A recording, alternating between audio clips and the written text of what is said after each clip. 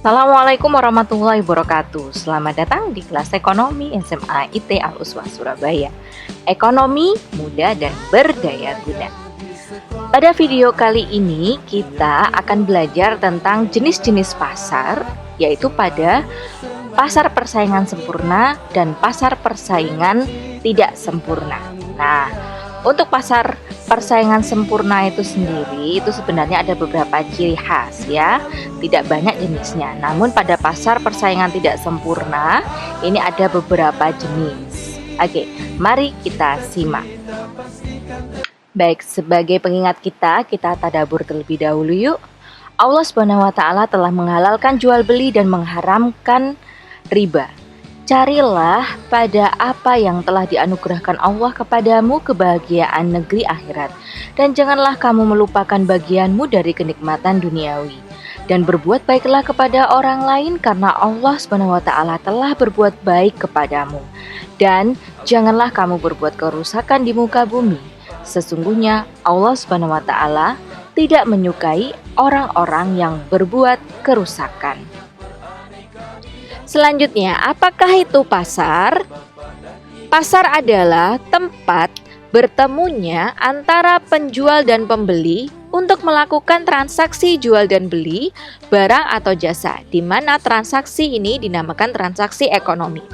Pasar sendiri tidak hanya dalam bentuk tradisional ataupun konvensional, tapi juga bentuknya bisa berupa pasar online, contohnya eBay, ya, Amazon dan sejenisnya. Nah, berikut ada beberapa contoh gambar dari pasar. Nah, pasar terbagi menjadi dua bentuk. Yang pertama adalah pasar persaingan sempurna dan kedua adalah pasar persaingan tidak sempurna. Pasar persaingan sempurna adalah pasar yang dimana terdapat banyak penjual dan juga banyak pembeli. Nah, ini juga termasuk dalam karakteristiknya. Kemudian pasar persaingan sempurna, ya, penjual dan pembeli ini bebas keluar masuk, ya, tidak ada hambatan. Dan barang yang diperjualbelikan ini sifatnya homogen atau hanya satu jenis. Kelebihan dari pasar persaingan sempurna yaitu individu dan swasta bebas menjalankan usahanya. Perkembangan ekonomi dapat cepat, ya, dan pembeli atau konsumen memiliki banyak pilihan, ya, karena barangnya sejenis, ya, tapi yang menjual banyak sehingga konsumen sangat diuntungkan.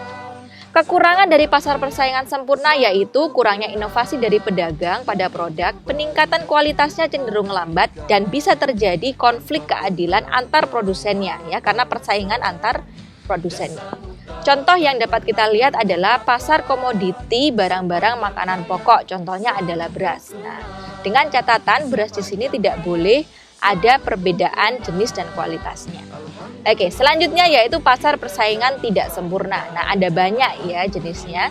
Ini yang pertama yaitu pasar monopoli, ya, di mana karakteristiknya adalah penjual, ya, yang ada di dalam pasar monopoli ini hanya ada satu, tapi pembelinya ada banyak, ya.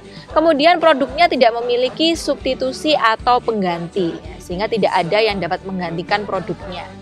Sehingga konsumen ini tidak mempunyai pilihan lain selain barang tersebut. Nah, kelebihannya adalah dalam pasar ini, ya, dapat dihindari produk tiruan dan persaingan yang tidak bermanfaat.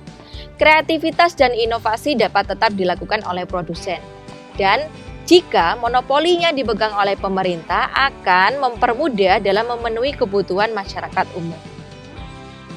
Pasar monopoli terdapat kekurangan yaitu ketidakadilan atau kesenjangan dalam pembagian pendapatan karena memang yang berhak untuk menjual hanya ada satu produsen saja.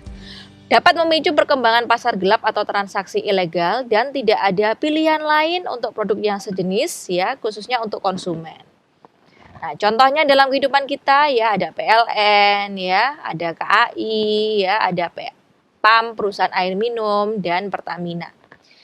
Selanjutnya yaitu pasar monopolistik, ya. Pasar monopolistik ini sebenarnya karakteristiknya hampir mirip dengan pasar persaingan sempurna, ya, di mana penjual dan pembelinya juga sangat banyak dan barangnya juga tidak begitu banyak jenisnya, biasanya juga satu, tapi ada kekhususannya yaitu di mana pasar ini, ya, barang yang diperjualbelikan terdapat karakteristik yang membedakan, ya.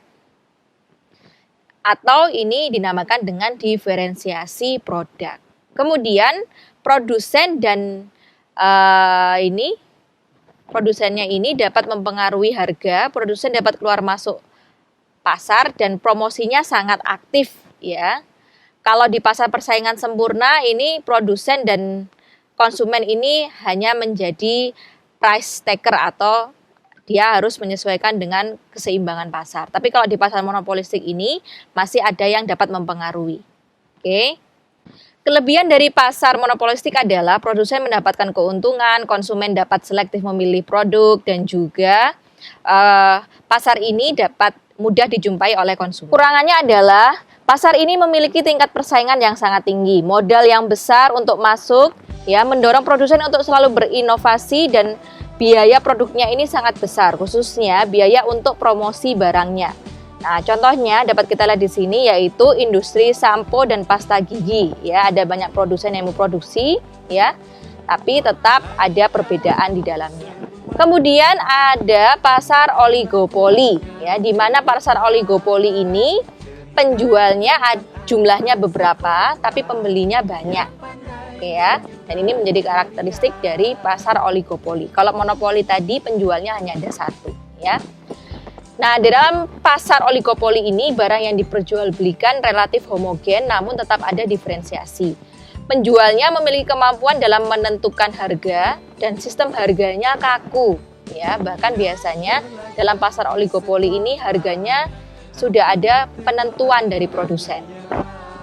Kelebihan adalah konsumen memiliki banyak pilihan terhadap barang yang dikonsumsinya.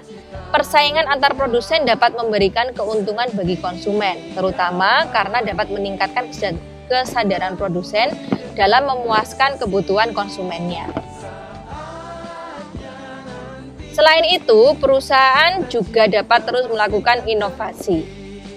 Kekurangan dari pasar oligopoli yaitu di dalam pasar ini biasanya sangat sering adanya perang harga antar produsen. Ya, kemudian produsen harus menggelontorkan banyak dana untuk promosi, ya, iklan, agar produknya dapat dilihat berbeda dengan produk dari produsen lainnya, sehingga dapat terjadi pemborosan sumber daya ekonominya. Nah, contohnya apa? Yaitu industri semen, kendaraan bermotor, rokok, telepon genggam, dan jasa penerbangan.